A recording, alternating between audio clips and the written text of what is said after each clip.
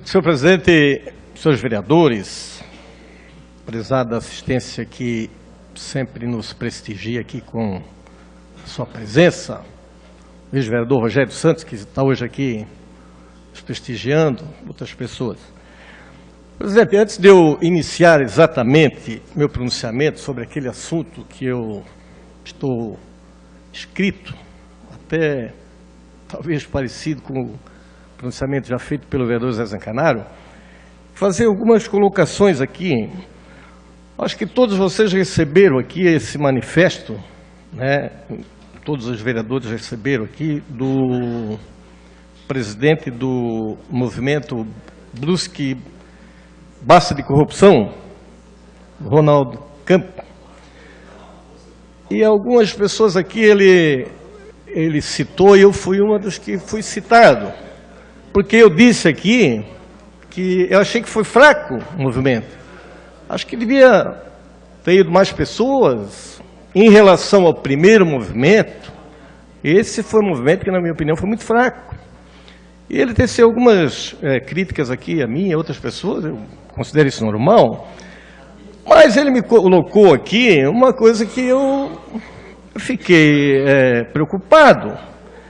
Ele disse, justificando a pouca presença das pessoas, que haviam boatos dos mais variados, que poderiam acontecer quebra-quebra e outros atentados que colocariam em risco a integridade física das pessoas que participaram. Então, ele está justificando dessa forma, não é eu que estou dizendo, né? Talvez eu fiz certo em não ir, né? Eu nem sabia dessa história aí, nem sabia. Outro assunto que eu preciso também esclarecer, senhor presidente, até vocês vão pensar que é brincadeira, mas é a verdade.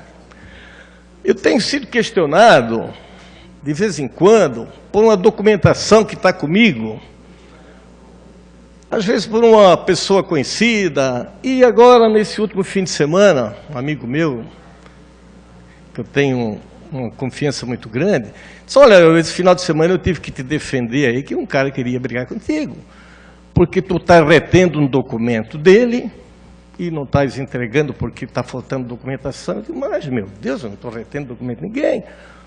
Disse, não, ele falou que está com o DGI, está com o DGI, está com o DGI, até que ele entendeu que o DGI é o Departamento Geral de Infraestrutura. Isso é verdade? Parece brincadeira. E eu levando a culpa. Está com o DGI, está com o DGI. Então eu quero esclarecer que DGI não é DGI, eu não trabalho na prefeitura. Mas eu já tinha ouvido falar isso aí, mas achei que era brincadeira. Então eu quero esclarecer que DGI não é eu, Departamento Geral de Infraestrutura.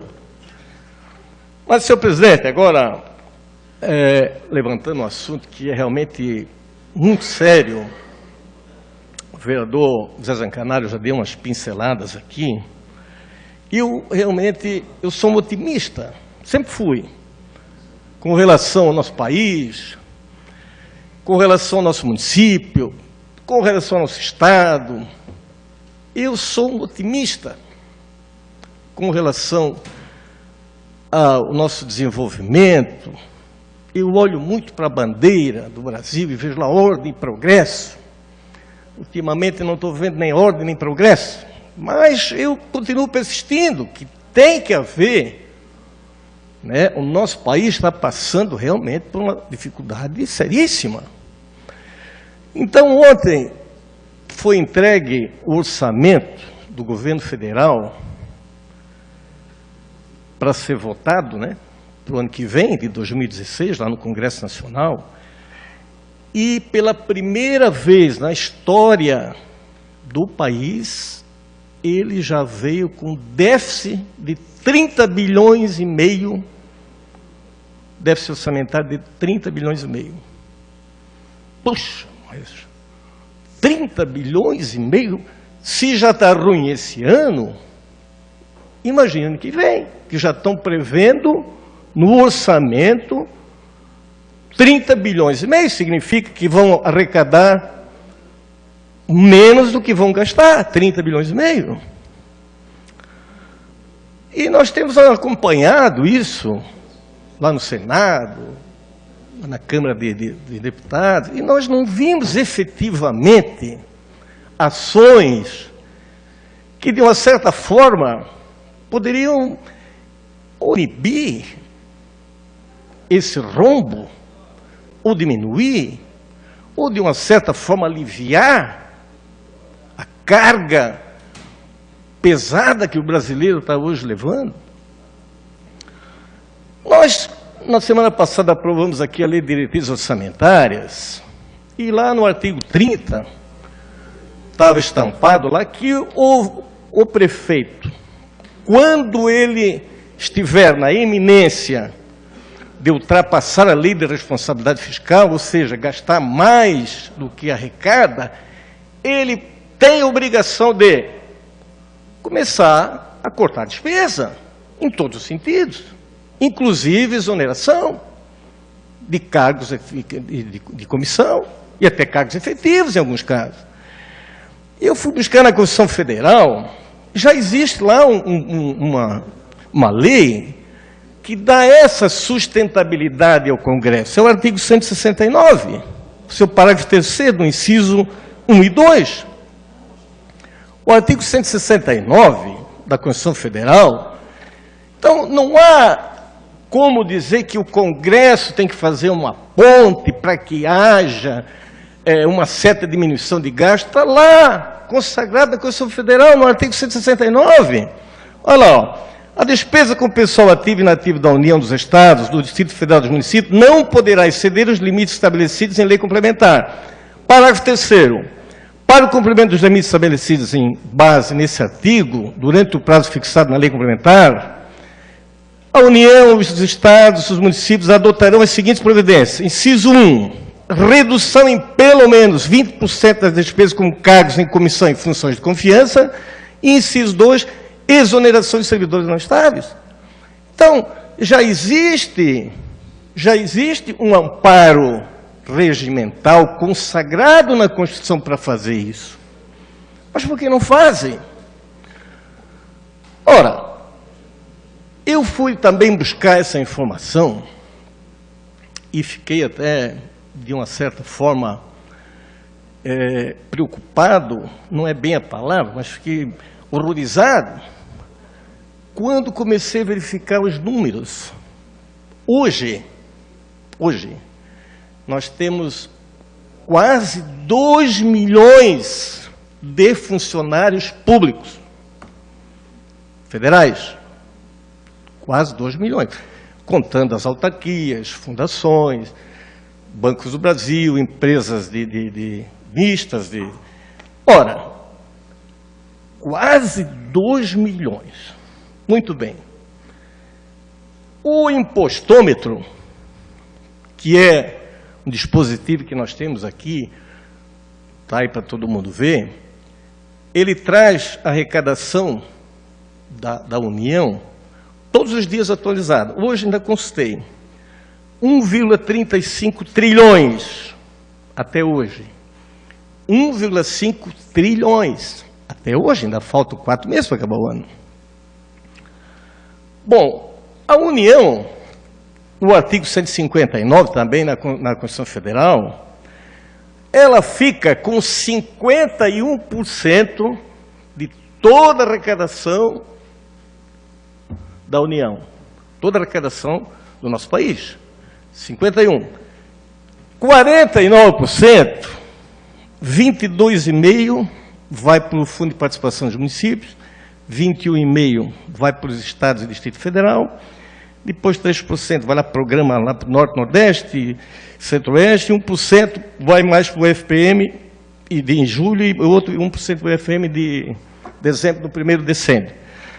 Ora, vejam que é uma arrecadação, uma maneira de distribuição ingrata, infame. Onde é que está o maior problema? Não está no município. Não é aqui que nós temos problema. Ainda hoje escutei, né, que tem um menino lá que está tentando fazer uma cirurgia do nariz, que agora me esqueci o nome lá. adenoide, já está 1 ano na fila, não consegue, mas não vai conseguir, realmente não tem município que vai dar jeito nisso aí. Você veja, quantos municípios tem o Brasil? Tem quase 6 mil, 5.600, se não me engano, 570. Aí faz essa distribuição, que já é pequena, que é de 49%. Realmente, não tem.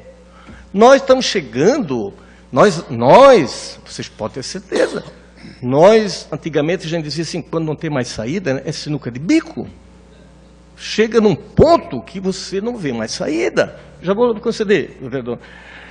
Ontem também vi o governador do Rio Grande do Sul, o José Ivo Sartori, não sei se vocês chegaram a ver, dando uma entrevista, chorando. Ele disse, vocês não acham que eu estou dividindo, estou parcelando o salário dos servidores que eu quero? Ele disse, faz 30 anos que o Rio Grande do Sul está trabalhando no vermelho. Dos 30 anos, 27, ele falou, para ser exato. E aí a repórter, que não tem noção nenhuma de que está fazendo, ainda disse, mas da Assembleia ele não cortou, e nem do Judiciário, mas ele não pode cortar. Se ele fizer isso, o dia está caçado. Ele só pode cortar ou fazer algum reajuste dentro do Executivo. E ele está parcelando. Então, vejam a situação, ele usou essa palavra, nós deixamos de sair no estado de emergência para entrar no estado de caos. E é isso que nós estamos entrando. Conceda a palavra, vereador. Obrigado, vereador Dejair. Quando Vossa Excelência coloca a divisão do bolo dos impostos, que fica 51% para o governo federal, me veio à memória a luta do saudoso senador Luiz Henrique da Silveira, quando lutava e levantava a bandeira no Senado, né, da alteração, da mudança desse pacto federativo, que é, né, uma divisão mais justa entre a União, Estados e municípios.